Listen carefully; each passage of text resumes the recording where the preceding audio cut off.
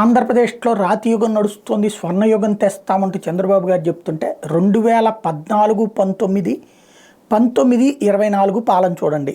2019 నుండి 24 వరకు జరిగినటువంటి పాలనలో నా ప్రభుత్వం వలన మీకు ఏదైనా మంచి జరిగితే, మీ ఊరికి ఏదైనా మంచి జరిగితే, మీ ప్రాంతంలో మీ ఊరికి ఏదైనా అభివృద్ధి జరిగితే, మీ కుటుంబానికి కానీ మీ ఊరికి కానీ అభివృద్ధి జరిగితే ఓటేయండి అన్నదే జగన్మోహన్ రెడ్డి ప్రణాళిక. ఒకటి, అసంతృప్తిని చల్లార్చేందుకోసం అభ్యర్థుల మార్పు, అదే సందర్భంలో కార్యకర్తల మనోభావాల్ని చల్లార్చేందుకోసం అని చెప్పేసి ఈ అభ్యర్థుల మార్పు అదొకటి కూడా కారణమవుతుంది.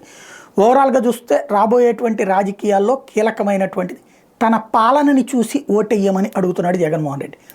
నా పాలనని చూసి ఓటెయ్యండి అన్నటువంటిది ఇక్కడ సెంటిమెంట్గా వాళ్ళని వ్యతిరేకంగా ఓటెయ్యండి అని కాకుండా తన పాలనని చూసి ఓటెయ్యండి అన్నటువంటి పాయింటే చెప్తున్నారు. 14, 19 పాలన చూసి నాకు ఇప్పుడు ఓటెయ్యండి అని బాబు అడగట్ల.